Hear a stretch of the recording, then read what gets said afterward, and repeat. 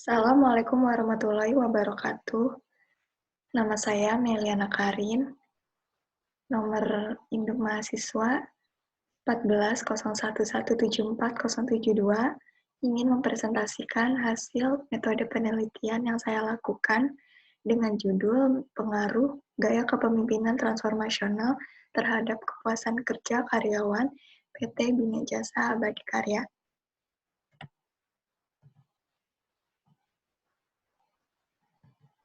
Latar belakang penelitian.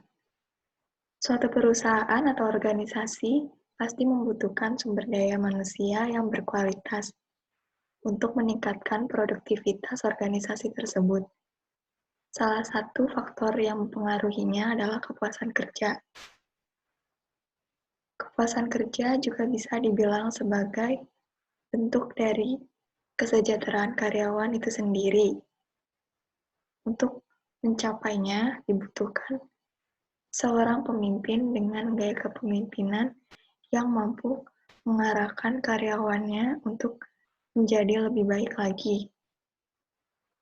Hubungan gaya kepemimpinan transformasional dengan kepuasan kerja karyawan yang dilakukan di berbagai negara menunjukkan hasil yang signifikan positif. Rumusan masalah. Pertama, bagaimana tingkat kepemimpinan transformasional di PT Bina Jasa Abadi Karya. Yang kedua, bagaimana tingkat kepuasan kerja karyawan PT Bina Jasa Abadi Karya. Yang ketiga, bagaimana pengaruh kepemimpinan transformasional terhadap kepuasan kerja di PT Bina Jasa Abadi Karya. Tujuan penelitiannya untuk mengetahui tingkat kepemimpinan transformasional di PT Bina Jasa Abadi Karya. Yang kedua, untuk mengetahui tingkat kepuasan kerja karyawan PT Bina Jasa Abadi Karya. Dan yang terakhir adalah untuk mengetahui bagaimana pengaruh kepemimpinan transformasional terhadap kepuasan kerja karyawan di PT Bina Jasa Abadi Karya. Tinjauan pustaka. Yang pertama, perilaku organisasi. Di sini perilaku organisasi akan dibahas definisi, pembahasan, manfaat mempelajarinya, dan hubungan perilaku organisasi dengan penelitian. Kemudian ada kepemimpinan, yaitu definisinya, gaya kepemimpinan, serta alasan memilih kepemimpinan transformasional. Yang ketiga ada kepemimpinan transformasional.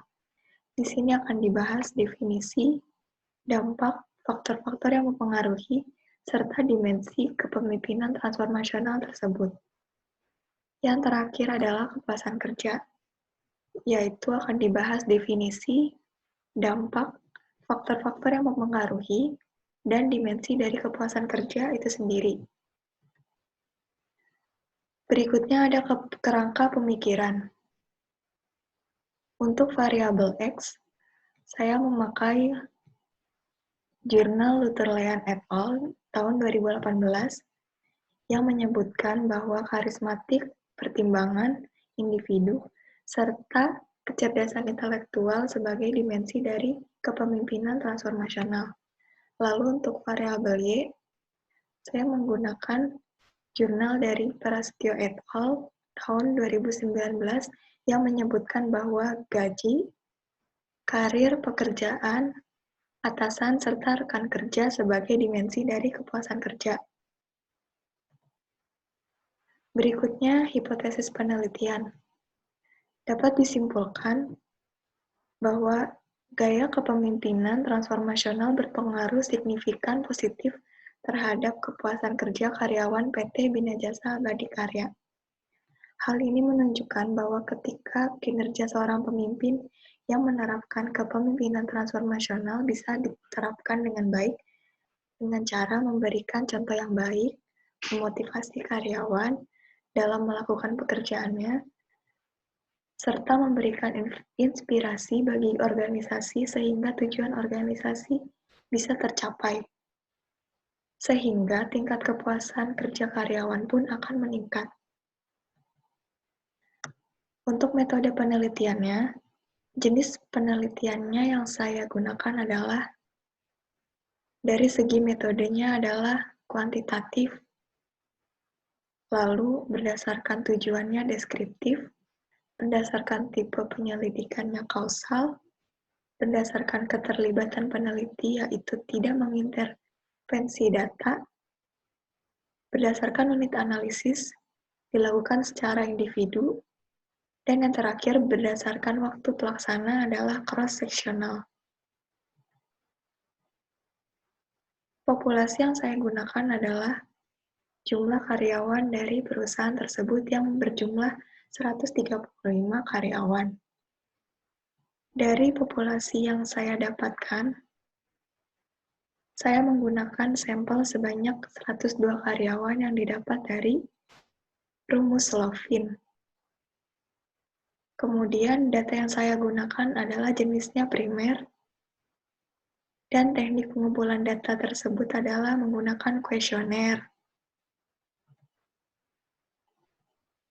Yang terakhir, untuk teknik analisis data, yang pertama saya menggunakan analisis deskriptif, yang kedua menggunakan analisis regresi linear sederhana, yang ketiga method of successive interval atau MSI, yang keempat ada uji asumsi klasik, yang terdiri dari uji normalitas serta uji heteroskedastisitas, dan yang terakhir adalah melakukan uji hipotesis.